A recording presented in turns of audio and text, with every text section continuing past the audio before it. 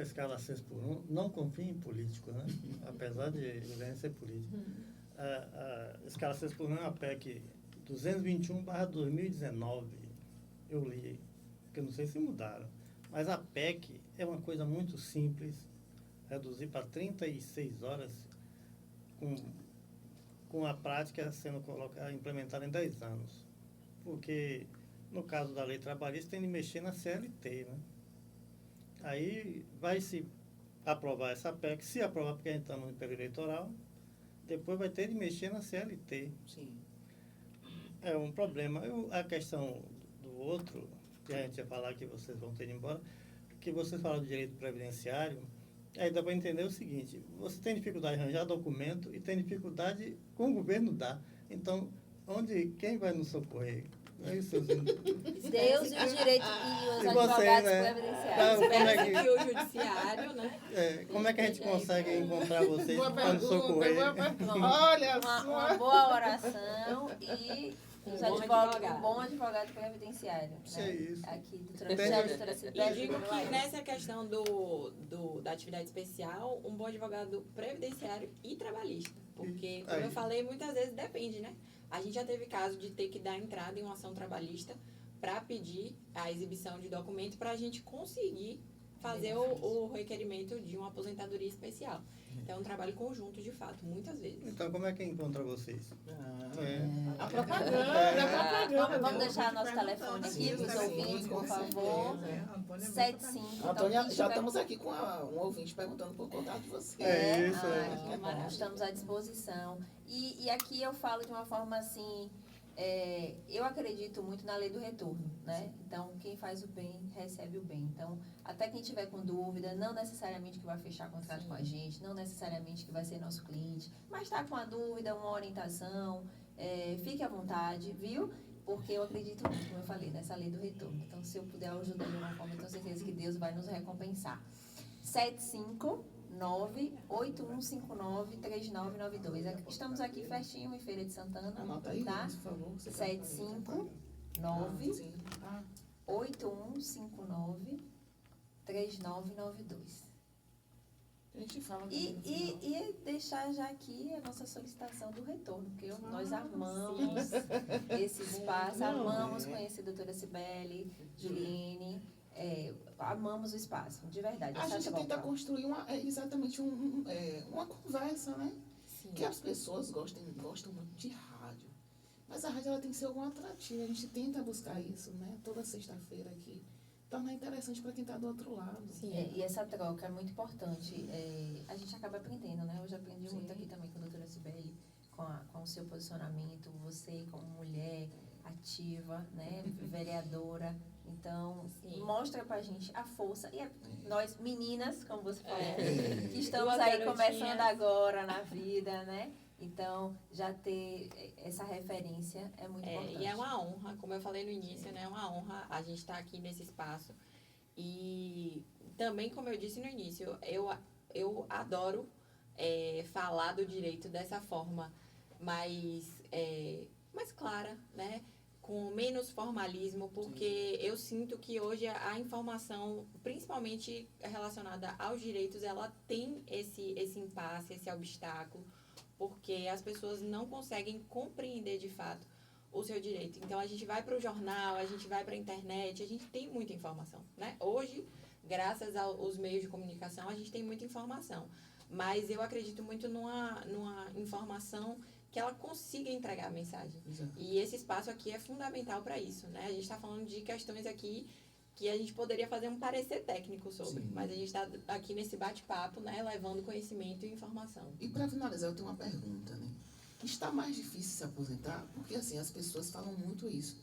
A dificuldade, como a gente falou aqui, né? Rose estava falando da dificuldade do auxílio-doença, o BPC Loas, a dificuldade de se aposentar, de liberar o benefício. Existe uma maior dificuldade ou é a demanda que está sendo muito grande? É muita gente procurando serviço. O que é que de fato está acontecendo hoje com os benefícios? Bom, a reforma, ela trouxe, né? E aí, doutora Cibele já tem uma longa carreira, pode até me corrigir se eu estiver errada, mas eu acredito que a reforma ela trouxe sim, né, questões muito prejudiciais ao público que busca os benefícios e aos segurados. E também, eu falando aqui de um benefício que eu faço muito, que é a aposentadoria rural, né, falando aqui do lavrador. Então, as mudanças hoje atingem muito esse público, né, porque é um público carente de informação. Eu costumo dizer que o INSS ele não leva carta para ninguém, informando, não, você tem direito, ou faça esse documento que futuramente você vai precisar. Então, se a pessoa que não corre atrás, principalmente hoje, quem é lavrador, as jovens que moram na zona rural, que estão buscando salário maternidade, uma dificuldade com documentação. Hoje em dia, a CAF, a DAP, não sei como é que funciona aqui na região, mas é um documento importantíssimo para quem é a identidade hoje do lavrador. Então, hoje, o lavrador que não tem essa documentação tem enfrentado muita dificuldade para conseguir. Porque antigamente, isso eu falo porque meus avós foram, né, porque já não estão aqui neste planeta. Eles bastava pagar o sindicato. Era assim, não sei como é hoje para uma aposentadoria. Uma pergunta real.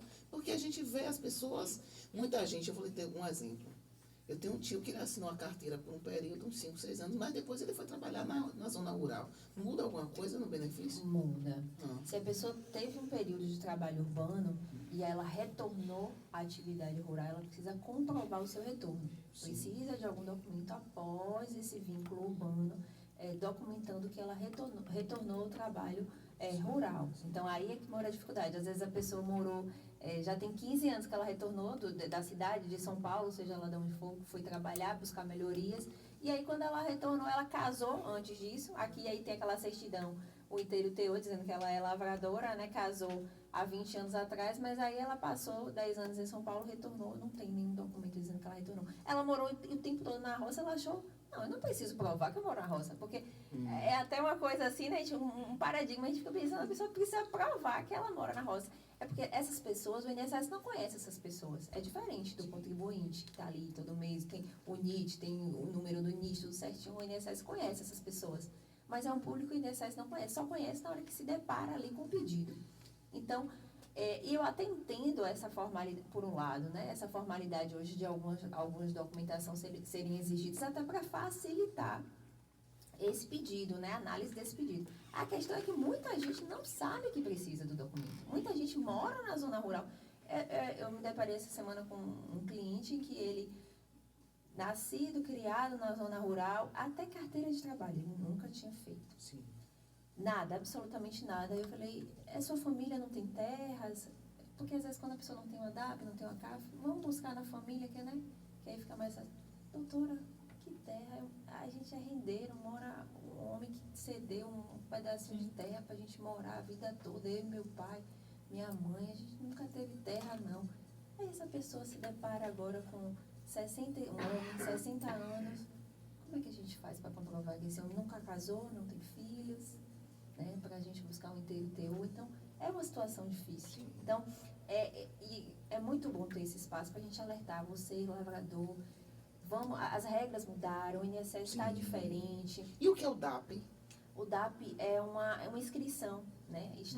Federal, na verdade, em que a pessoa é utilizada, inclusive, para fazer o seguro-safra. Sim. A DAP. É obrigatório esse vínculo, essa inscrição. Então, são comprovações de que você é um trabalhador rural. São documentos que você, através do sindicato, ele vai lhe orientar também, pode ser um advogado, as pessoas. Alguns sindicatos orientam, outros não. Porque, assim, alguns sindicatos, eles não fazem esse trabalho de quê? De falar justamente sobre essa documentação. Sim. Muitas vezes, vai até o meu escritório pessoas dizem assim, não, eu sou rural.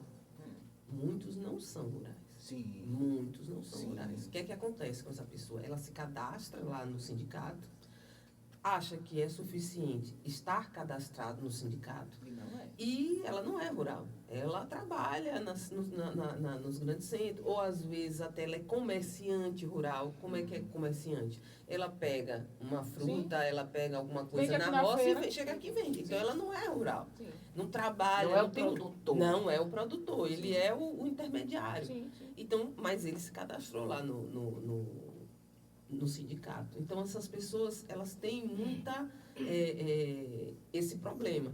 E o que é realmente rural justamente por não ter conhecimento, ele não procura formar essas provas ao longo da vida dele. Que são provas que eu mesmo utilizo, notas fiscais, né, de insumos agrícolas. Sim. Eu peço, olha, vai comprando semente, enxada, isso que vocês compram, e bota a nota fiscal, pede que saia no seu nome, porque é uma prova. Se você todo ano faz a compra disso aí, mostra que você está fazendo utilização.